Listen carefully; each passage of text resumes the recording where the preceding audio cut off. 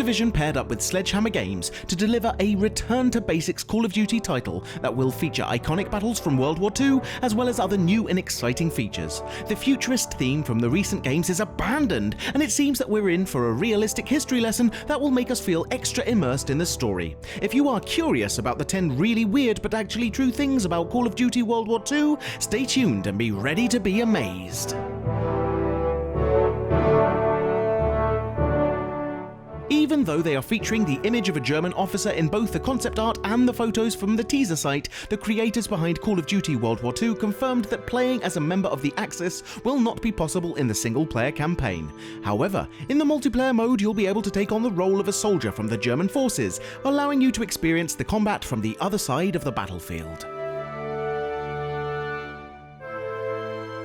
The single-player campaign might not be the selling point of this Call of Duty installment, but the inclusion of Operation Cobra, known as the largest aerial bombardment in history, will surely steal the limelight. The battle hosted approximately 3,000 American aircraft that dropped bombs on the German troops stationed in the Normandy area. The mission will be experienced from the Allied forces' point of view, and we hope it's going to be as impressive as it sounds.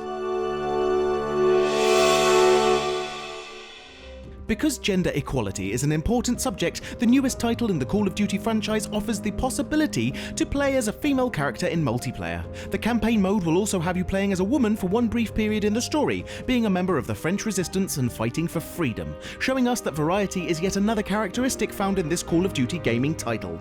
We're really eager to see how this return to basics will work out for the entire franchise.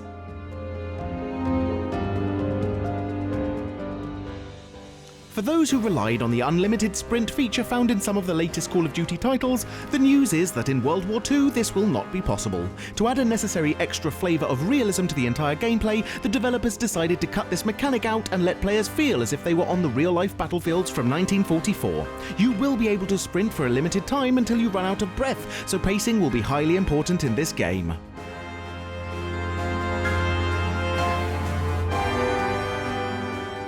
Health regeneration is a feature that was present in the series since 2005's Call of Duty 2, whereby simply getting out of the line of fire, your health bar would start replenishing. Not in this title. That wants to make the players feel as if they are in a real battle, where every bullet wound counts and can slow you down to the point of losing your life. In conclusion, the gameplay style will be totally changed compared to the other titles from the Call of Duty lineup. The developers from Sledgehammer Games took the reins of the project approximately 3 years ago, so even though it might seem that this Call of Duty title appeared as a response to Battlefield 1's success, this is not entirely true. All the games from the franchise are on a 3-year development cycle by default, so this is why the new one is going to be released on the 3rd of November this year, having no direct link to Infinite Warfare's failure.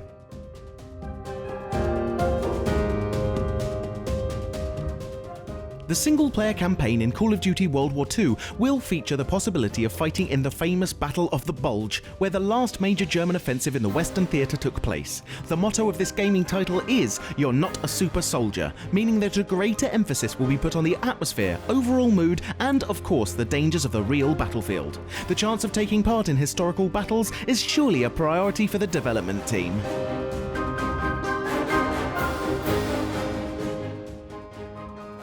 The Prestige feature will not be represented by just a pin next to the player's name. Instead, it will become more socially connected, allowing the players to show their achievements in a more public way. When asked if players will stand on a pedestal in front of everybody while receiving a medal, one of the developers replied with, "Yeah, that kind of thing, yeah."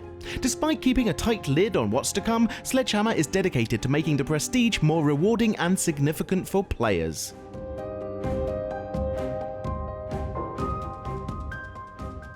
Sledgehammer isn't going to shy away from history, but they're also taking steps to avoid glorifying things like other games do. The fact that you only get to play as the Allies will not be used as a means to demonizing the opposing army, the historical distinction between the Nazis and the German forces being regarded with high respect. So killing the enemies won't be equal to being a superhero that kills the monster, as it usually happens when depicting World War II combat stories.